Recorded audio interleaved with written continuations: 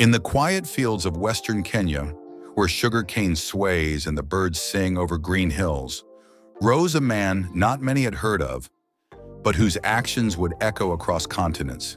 His name, Jim Nduruchi. Once a teacher, poet, and preacher, Jim could have led a normal life. But fate, or perhaps God, had a different script. It began with a village woman, shunned and hidden, covered in flies and shame. Her feet were deformed, eaten away by a parasitic disease called jiggers. Her pain was not just physical, it was emotional. She had become invisible. Most passed her by. Jim knelt beside her. With no gloves, no masks, and no fanfare, he began the work.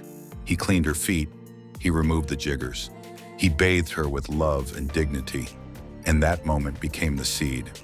Rise Up Society was born, not with an office or budget, but with heart. What began with one woman spread like fire. Jim would walk barefoot through dusty villages, camera in one hand, surgical tools in another. Children screamed when they saw him, not out of fear, but relief. They knew the Jigger Man had come.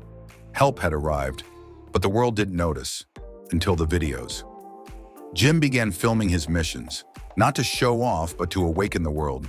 His raw, sometimes shocking footage showed feet swollen like balloons, toes eaten away, kids crawling because they couldn't walk. People cried, gasped, donated, and Rise Up Society grew. He was called a hero, a healer, even a madman. Some hated him for exposing the truth. Others idolized him. But Jim never stopped. He fought corruption, even when it made enemies. He rejected fame, even when it knocked on his door. He stayed with the poor, slept on mud floors, and continued to wash the wounds of the forgotten. Rise Up Society became more than a jigger removal mission. It became a movement, a war against shame, a campaign for dignity. Today, Jim Nduruchi is a symbol, not of power but of purpose. His story reminds us that you don't need millions to change the world. You need love. You need courage. You need to kneel when others walk away. And somewhere in the hills of western Kenya, a child stands tall, feet healed, heart whole, because one man rose so that others could rise too.